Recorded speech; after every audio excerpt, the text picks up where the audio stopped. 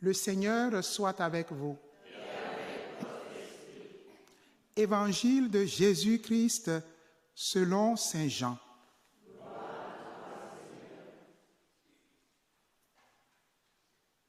En ce temps-là, après avoir passé 2 jours chez les Samaritains, Jésus partit de là pour la Galilée.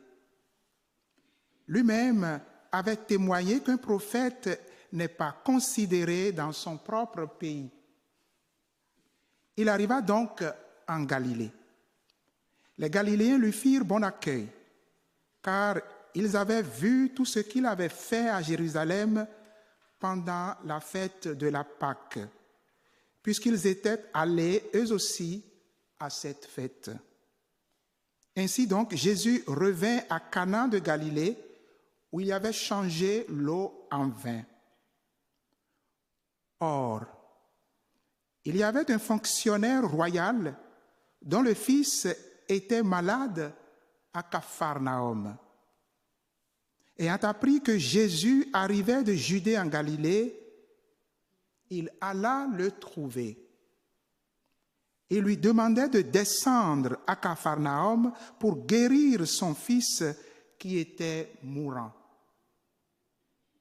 Jésus lui dit: si vous ne voyez pas de signes et de prodiges, vous ne croirez donc pas.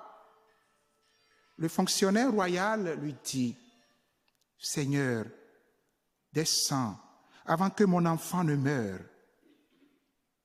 Jésus lui répond: va, ton fils est vivant. L'homme crut à la parole que Jésus lui avait dite et il partit. Pendant qu'il descendait, ses serviteurs arrivèrent à sa rencontre et lui dirent que son enfant était vivant. Il voulut savoir à quelle heure il s'était trouvé mieux. Ils lui dirent: c'est hier, à la 7e heure, au début de l'après-midi, que la fièvre l'a quitté.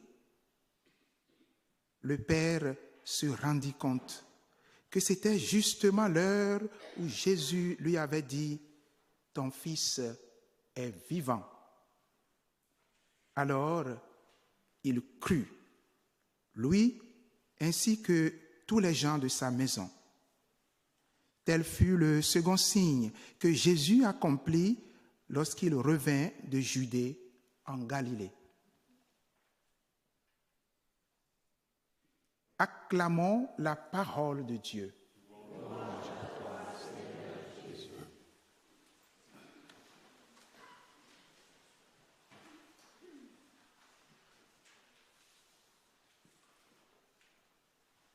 Chers frères et sœurs, dans la spiritualité du temps de Carême,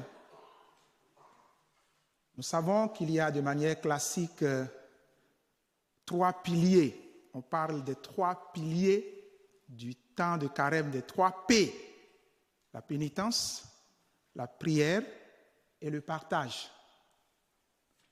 La parole de Dieu que nous venons d'entendre, surtout l'Évangile, qui est un extrait de l'évangéliste Saint Jean, que nous allons écouter toute cette semaine, du chapitre 4 jusqu'au chapitre 7 de son évangile, qui va nous décrire la montée progressive de Jésus vers Jérusalem, deuxième voyage de Jésus vers Jérusalem.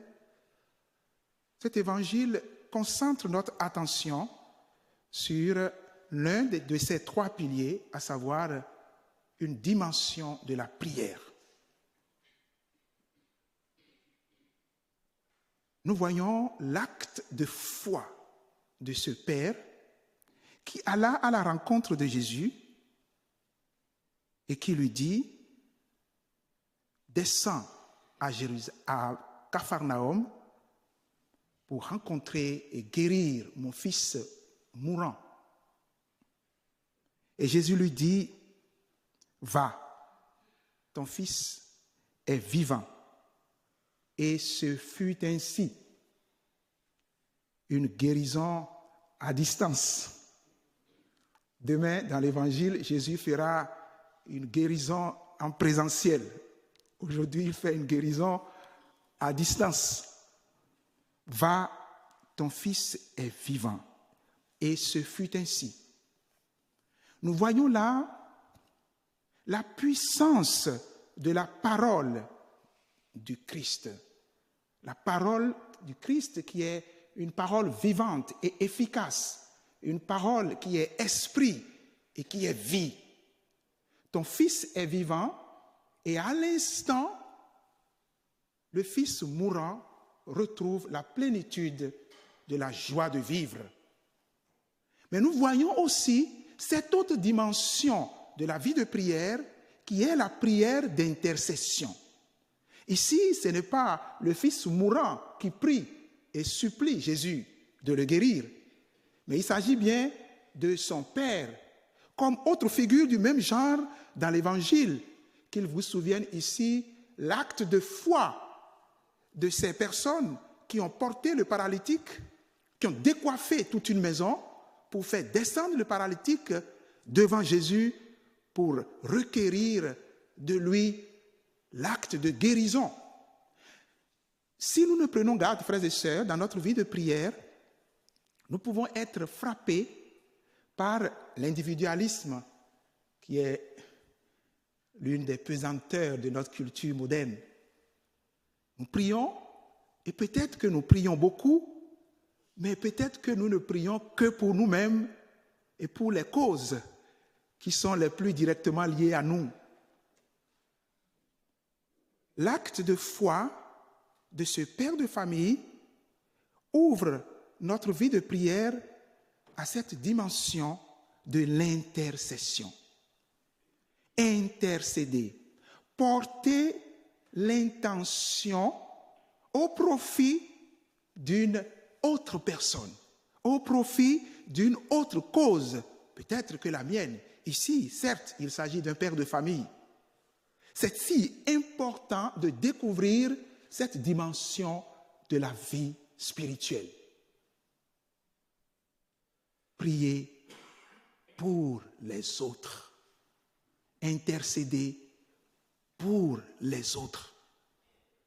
Cela rejoint l'identité du Christ lui-même qui est l'unique médiateur entre Dieu et les hommes.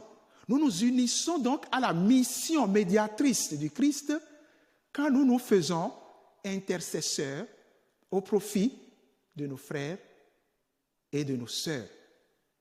Combien nos communautés chrétiennes seraient ferventes, combien nos groupes de prière seraient spirituellement riches si nous développions davantage la prière d'intercession dans nos manières de prier.